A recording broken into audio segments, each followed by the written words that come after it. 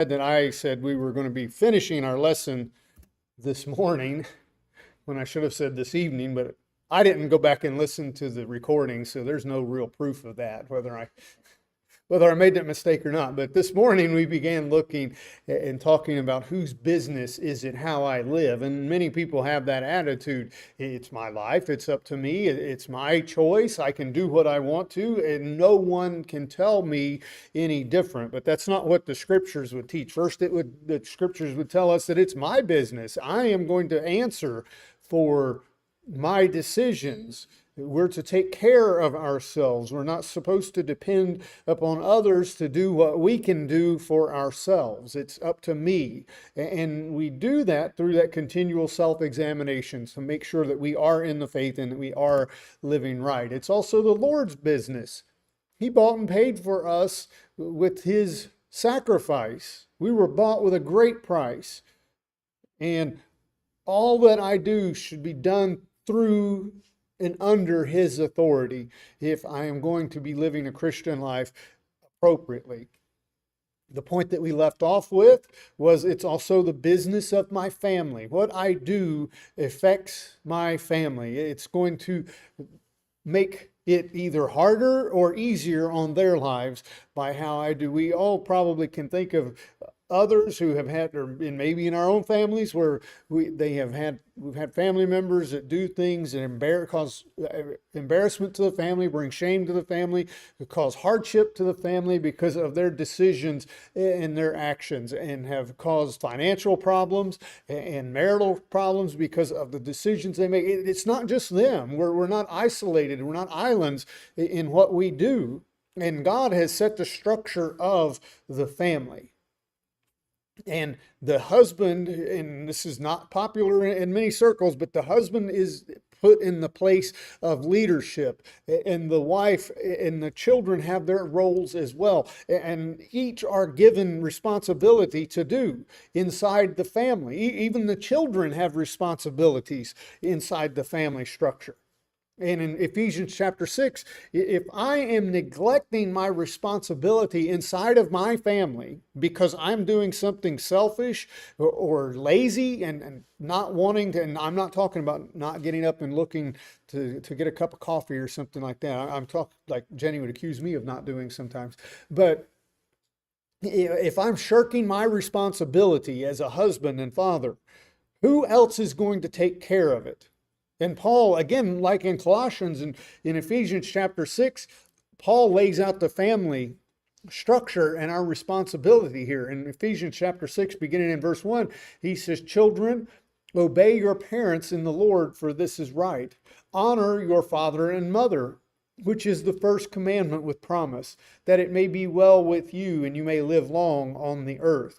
And you fathers, do not provoke your children to wrath, but bring them up in the training and admonition of the Lord." Now, my mom always said that I would live longer because if I didn't honor her, she was going to kill me.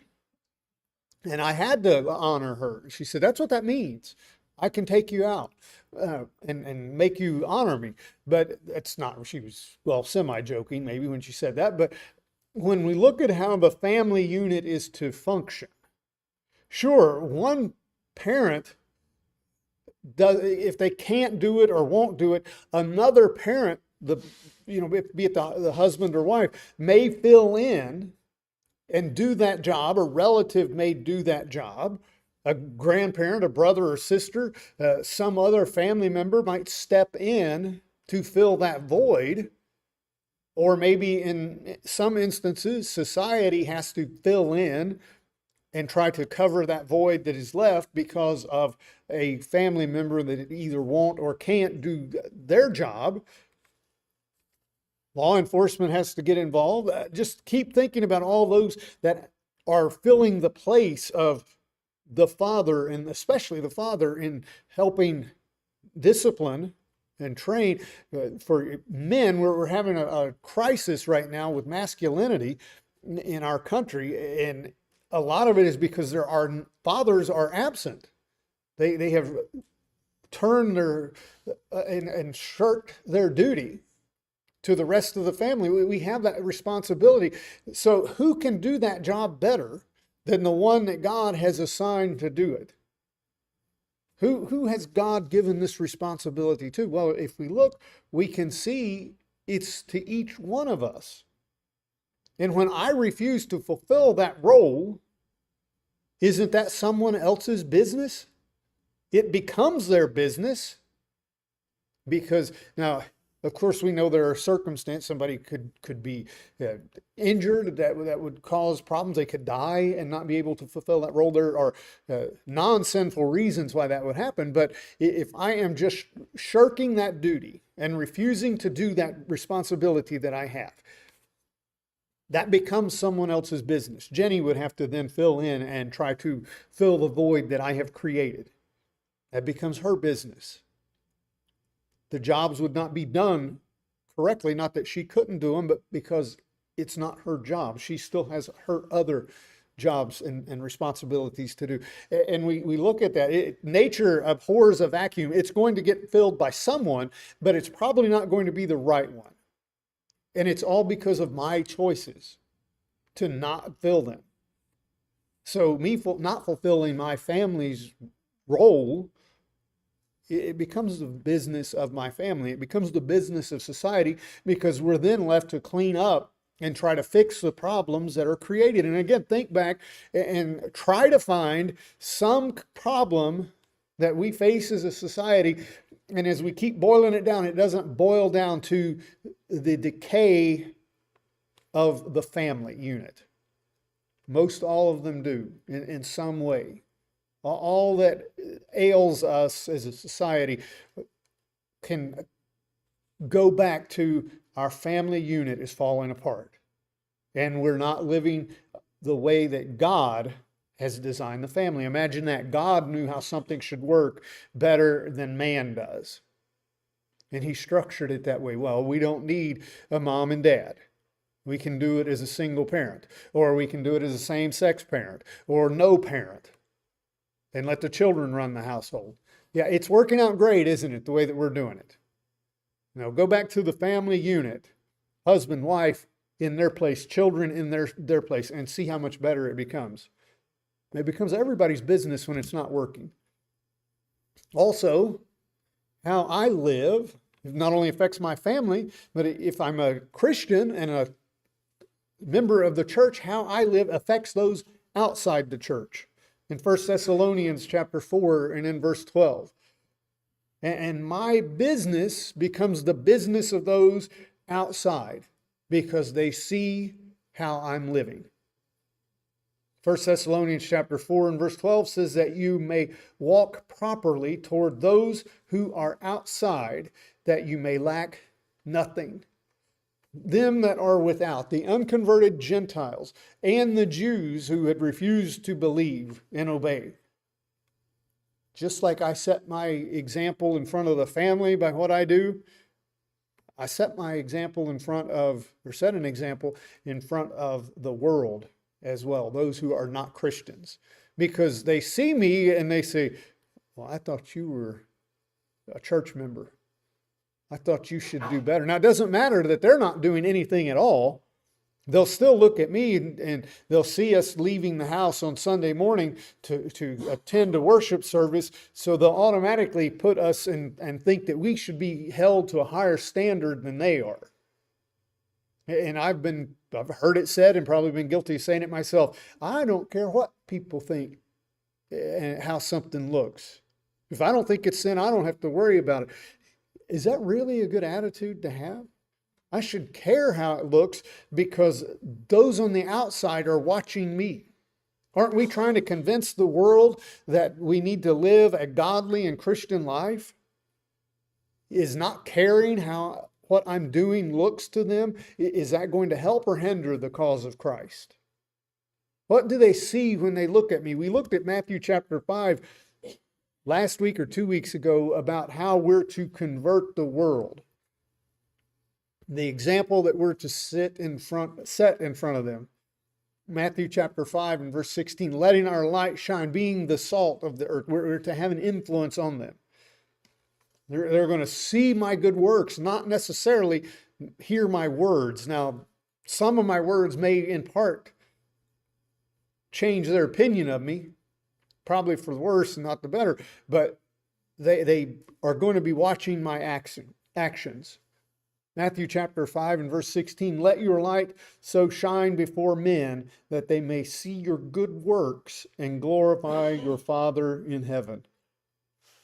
You know, I was talked about this morning about those that stand out and they're downtown all the time. Kind of get on my nerves sometimes because they're a little pushy, but they're standing on a street corner and they're trying to preach to others. That's not going to win too many people over. We're going to win them over by them seeing the example that we set in front of them. That's what's going to open the door of opportunity to talk to them. Now, if I sit there and keep my mouth closed all the time, that's not going to do any good for anyone, but it's difficult to set that example by my actions in front of them. They're going to see my good works. They're going to see how I conduct myself. And I've said it before, church people in general, as a whole, they don't have the best reputation with those out in the world on Sunday afternoon when they go to lunch. They're not well liked because many of them are rude, and they also say they're bad tippers. They're just, the list could go on. And that's really setting an example. They're not looking and seeing an example of Christ in that, are they? If they're coming, oh, I can't stand when this table of people get here because they treat me poorly as a server. Well, that's not how a Christian should be looked at.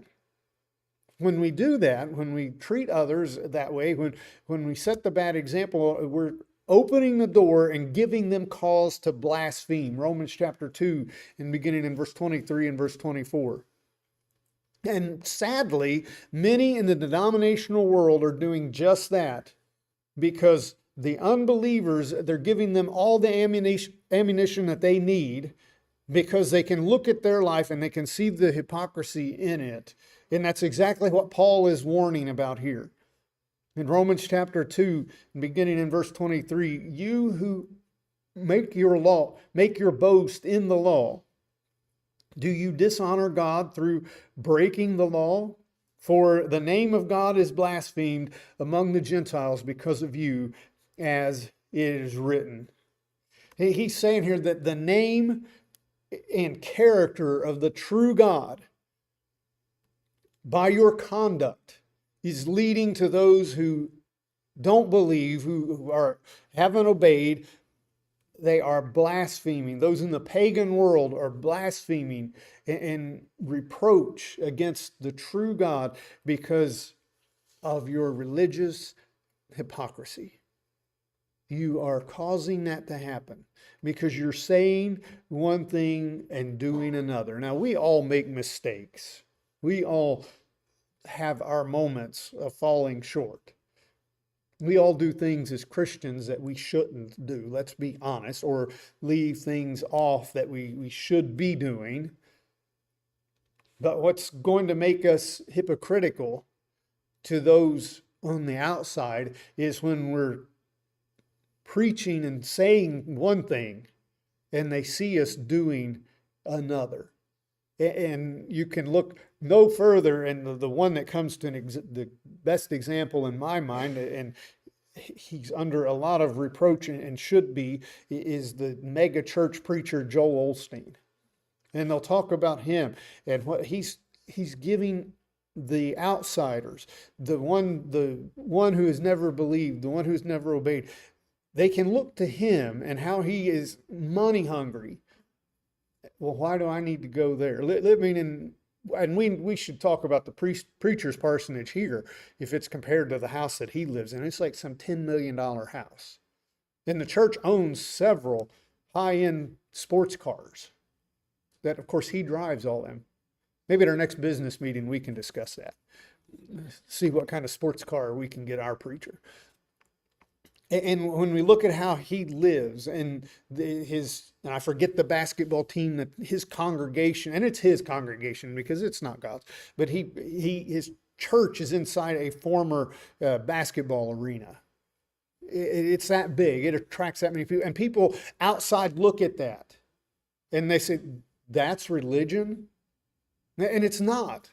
It's a stage show at best. And we're giving them cause to blaspheme by the example that we're setting in front of them. And with our government as well. And as hard as some of them make this, we talked about this a few weeks ago, but when I break the law, part of those that are on the outside of church are those who are in places of authority. How I live and what laws I may break is the business of those in power. Because as a Christian, I am to be under their authority. Whether we like it or not, those laws are put in place. Man has a way of messing this up, but those laws are put in place for the good of the whole. And we need to obey them. Romans chapter 13, beginning in verse 1, let every soul be subject to the governing authorities. For there is no authority except from God, and the authorities that exist are appointed by God. Therefore, whoever resists the authority resists the ordinance of God, and those who resist will be judged on themselves. For rulers are not a terror to good works, but to evil. You want to be unafraid of authority? Do what is good, and you will have praise from the same. For he is God's minister to you for good. But if you do evil, be afraid, for he does not bear the sword in vain.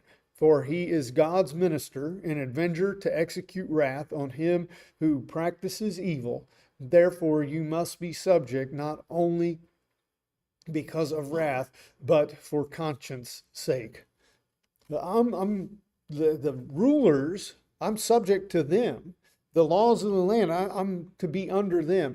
And it's their business, and it's going to be their business if I am breaking those. And we see this in an overabundance right now. People just do not want to obey the law.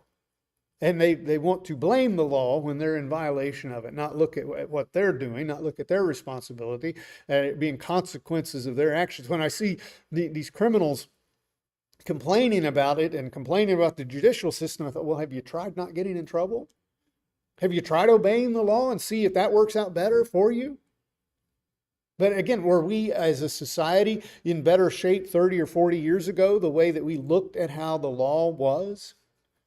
Are we that much better off? And now that we're questioning and revolting against and resisting all this authority? Now, if we try to enforce the laws, what we're called names, we're called racist and bigots and all this. The laws, as Romans chapter 13 is put there for our good. They are put there for our benefit. So when I don't obey them, it is the business of our leaders and our rulers and those on the outside, because they see me doing that and they see the example that I'm setting. Also, how about my brothers and sisters in the church? Now, this point here would upset a lot of people because it's nobody's business what I do once I walk out this door.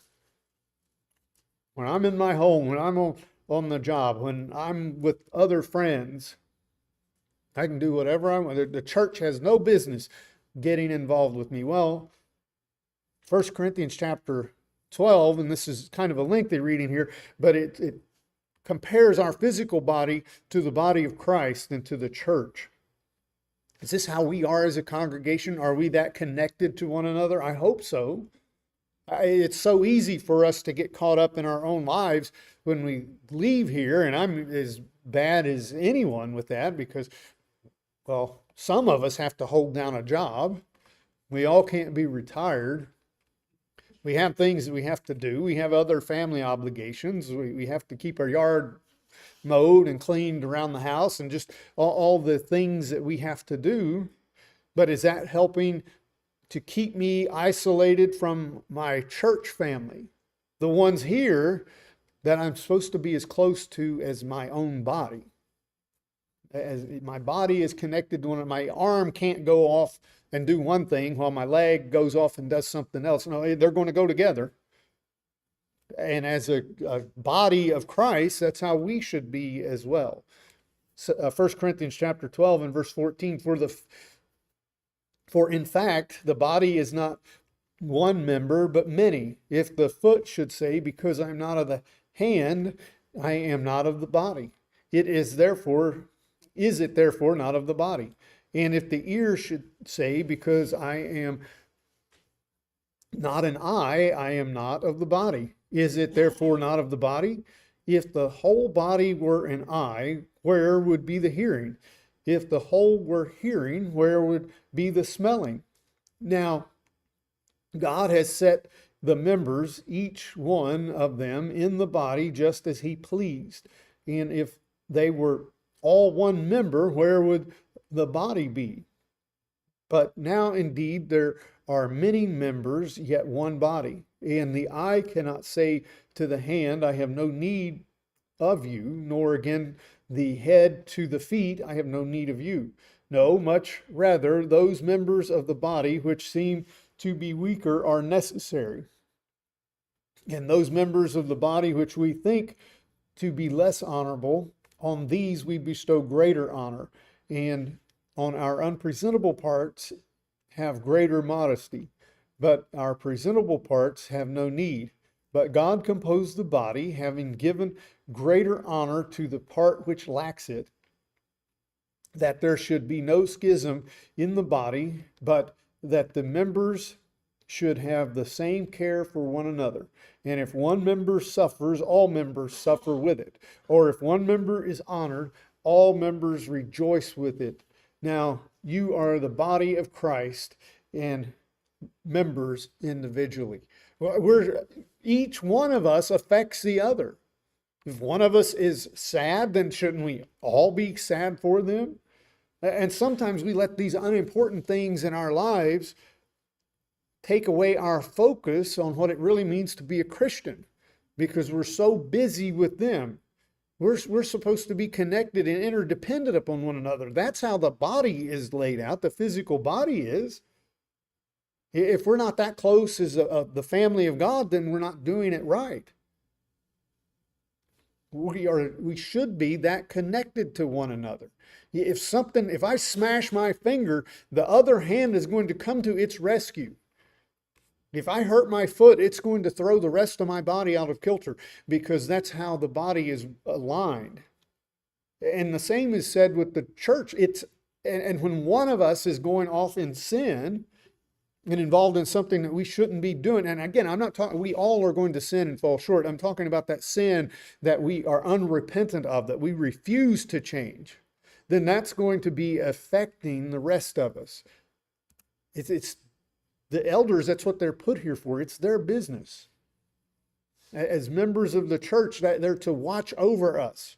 Hebrews 13 and verse 7, just like those who enforce the laws of the land.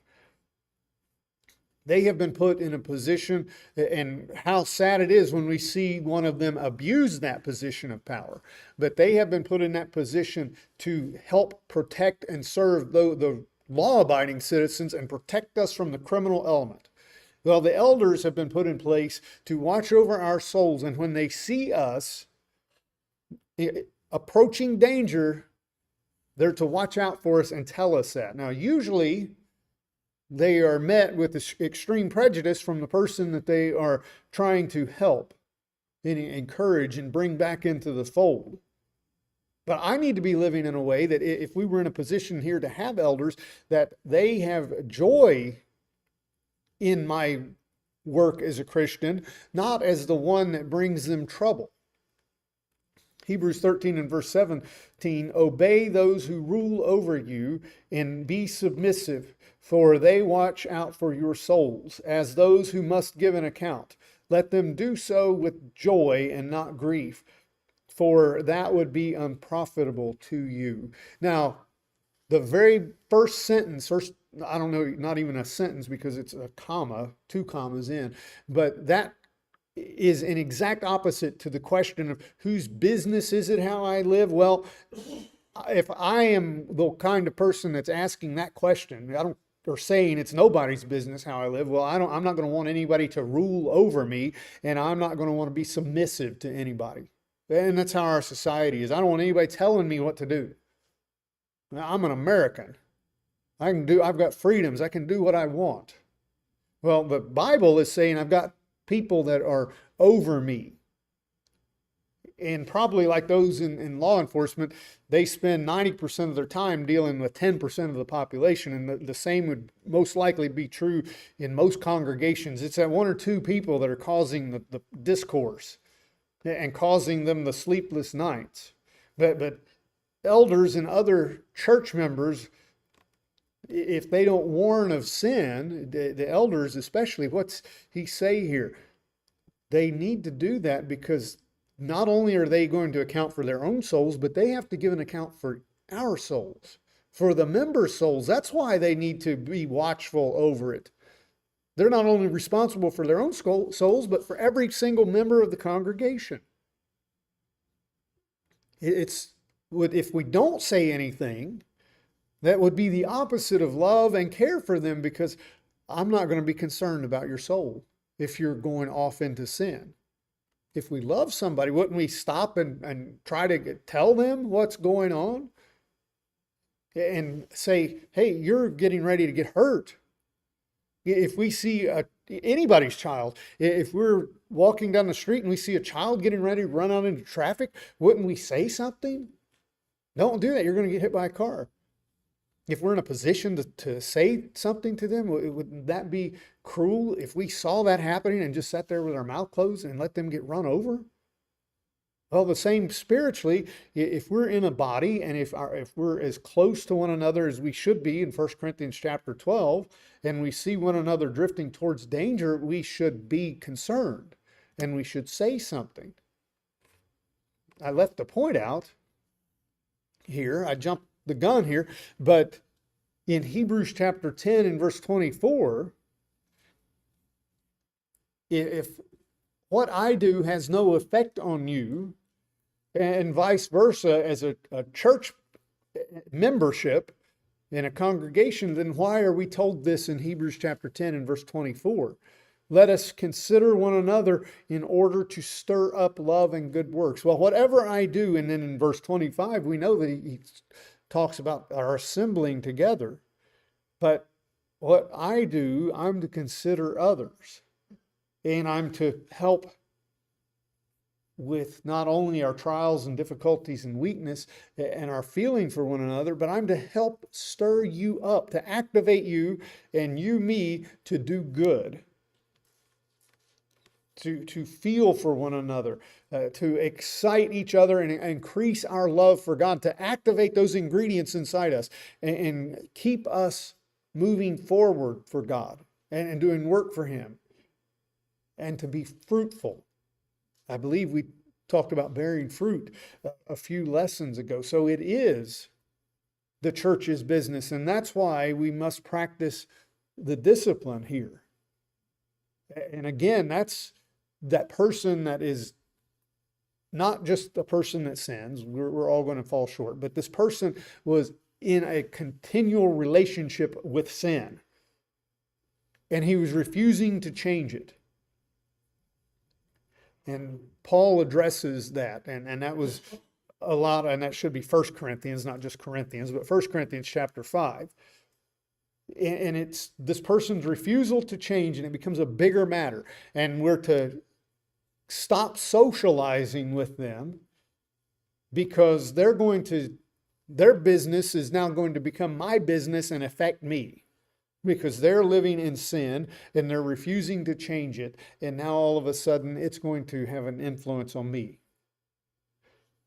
So my business then, because we're connected, it affects me. In 1 Corinthians chapter 5 and beginning in verse 11, but now I have written to you not to keep company with anyone named a brother who is sexually immoral or covetous or an idolater or a reveler or a drunkard or an extortioner, not even to eat with such a person.